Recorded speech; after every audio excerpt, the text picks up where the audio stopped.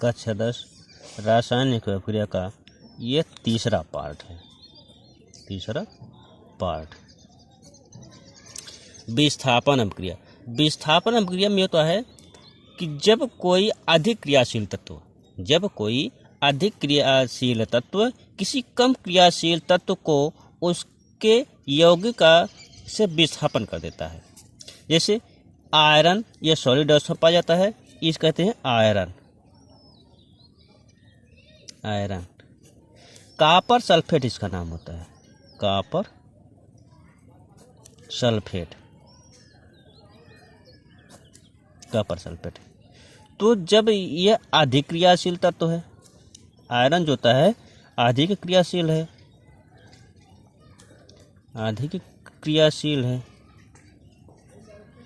और ये कॉपर कम क्रियाशील है, तो यह कॉपर का स्थान ग्रहण कर लेता है, इसको यहाँ से हटा देता है, तो इसकी जगह पर आयरन आ जाता है। तो ये हो जाता है आयरन सल्फेट।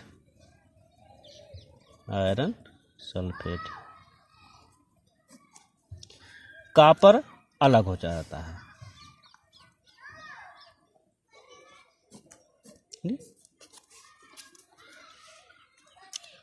आयरन अधिक क्रियाशील होने के कारण यह कॉपर जो होता है आयरन के अपेक्षा कम क्रियाशील है, इसलिए आयरन जो कि कॉपर के स्थान को ग्रहण कर लेता है और कॉपर को यहाँ से अलग कर देता है। तो ये जो होता है आयरन सल्फेट बना लेता है। द्विविस्थापन अभिक्रिया।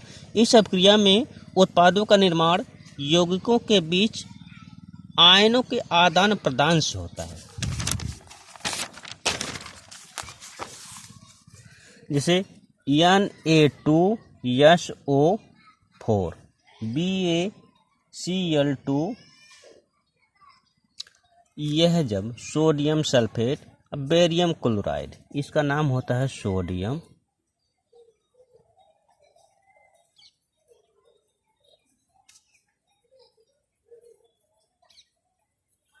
ये होता है बेरियम क्लोराइड,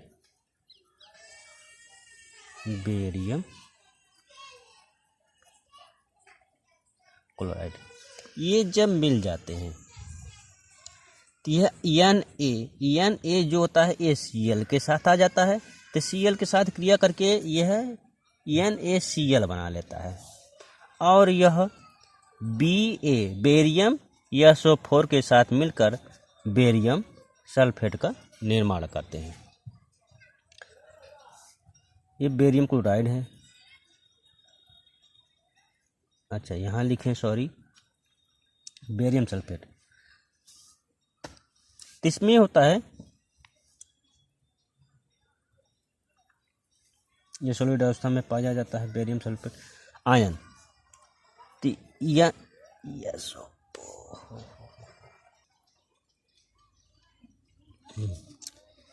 बेरियम के पास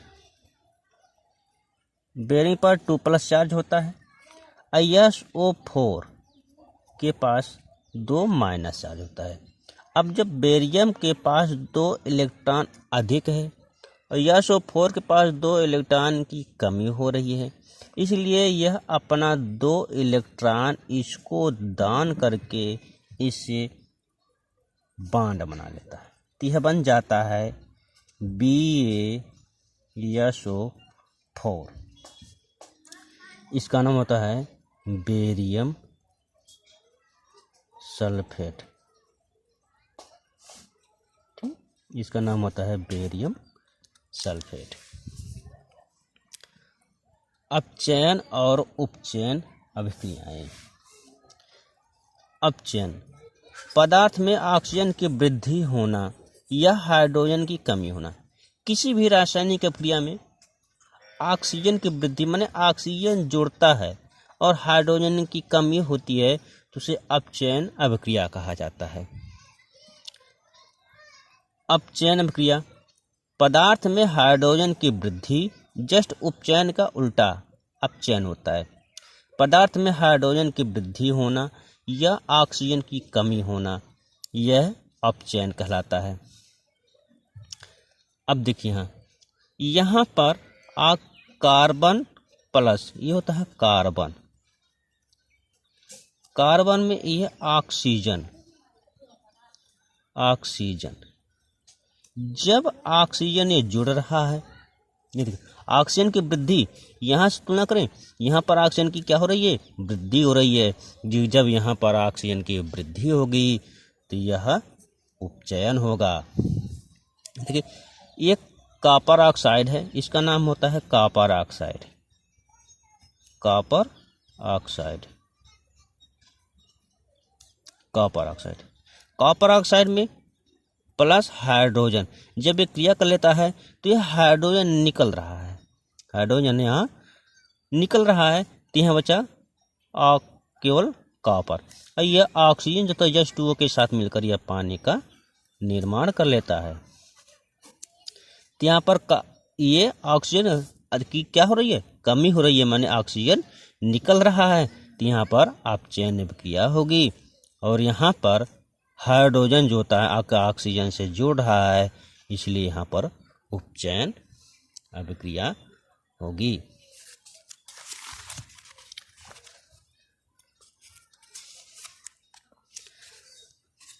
दैनिक जीवन में उपचयन अभिक्रिया के प्रभाव, कि हमारे दैनिक जीवन में उपचयन अभिक्रिया का क्या प्रभाव होता है। संक्षारण, जब कोई धातु आर्द्रता, वायु, नमी, अम्ल आदि के संपर्क में आता है तब धातु संक्षरित हो जाती है। जैसे लोहे पर जंग लगना, चांदी का पर काली परत, तांबे पर हरी परत। संक्षरित माने होता है ह्रास होना, संक्षरित माने ह्रास होना या उसका छीण होना। जब किसी लोहे को बाहर रख दिया जाता है तो वहाँ वायु नमी पाकर उसमें जंग लगने लगते हैं, तो धीरे धीरे अपनी माने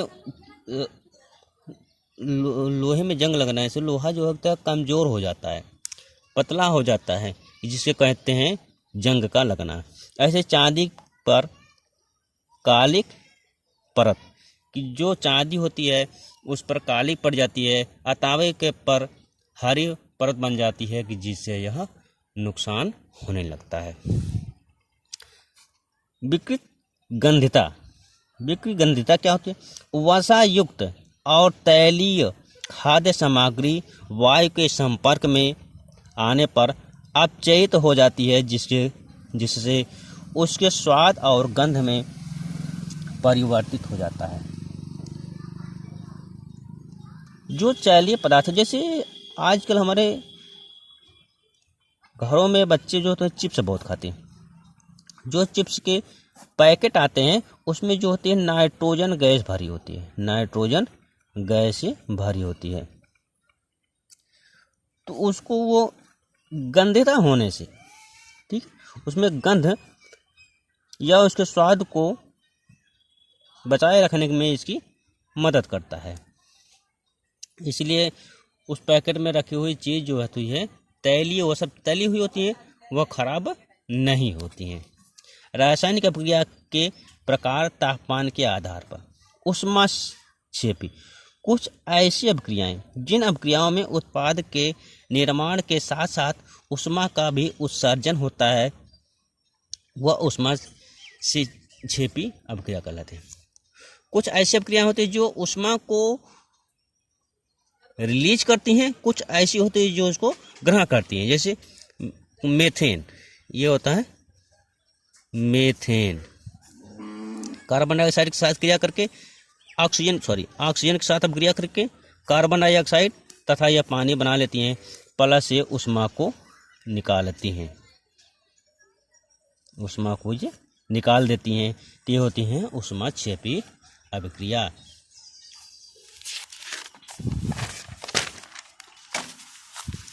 ऊष्माशोषी अभिक्रिया, ये ऊष्माक्षेपी अभिक्रिया का बिल्कुल उल्टा होता है कि जिन अभिक्रियाओं में अभिकारक को तोड़ने के लिए ऊष्मा, प्रकाश या विद्युत ऊर्जा की आवश्यकता होती है, ऊष्माशोषी अभिक्रिया कहलाते हैं।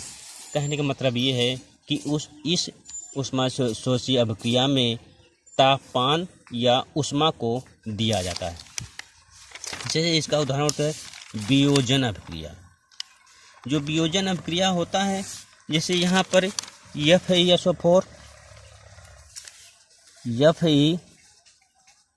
FeSO4 को जब ताप दिया गया तो यह Fe2O3 plus SO2 plus SO3 में यह परिवर्तित हो गया। इनकी बैलेंस यहाँ 2 होगी। देखिए आयरन 2 हो गया, यहाँ आयरन 2, ऑक्सीजन 4 दूना 8, तो 3 2 5 3 8 हो गया। ऑक्सीजन यस 2 बार है तो ये हो गया 2 बार। तो यह ऊष्मा शोषक क्रिया है, क्योंकि यह ऊष्मा को ग्रहण कर रहा है। इसके साथ ये चैप्टर यहीं पर समाप्त होता है।